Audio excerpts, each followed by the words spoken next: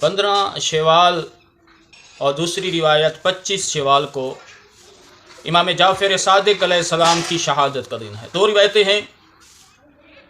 جب انگور میں امام جعفر صادق علیہ السلام کو زہر دیا گیا اور جناب امام جعفر صادق علیہ السلام غش کر گئے، غش سے کچھ افاقہ ہوا، آنکھ کھلی اور امام نے کہا کہ میرے تمام عزیزوں کو بلایا جائے۔ تمام عزیز آئے اور امام نے وصیت کی، کہا اے میرے عزیزوں، میرے دوستوں، میرے رشتہ داروں، مجھ امام کی شفاعت اس بندے کو کبھی بھی نہیں ہوگی جو نماز کو اہمیت نہیں دے گا۔ وہ میری شفاعت کی امید نہ رکھے جو نماز نہیں پڑھتا، جو نماز کو اہمیت نہیں دیتا، اللہ کے حکم کی، اللہ کے امر کی پیروی نہیں کرتا۔ نماز تمام گناہوں کا کفارہ ہے۔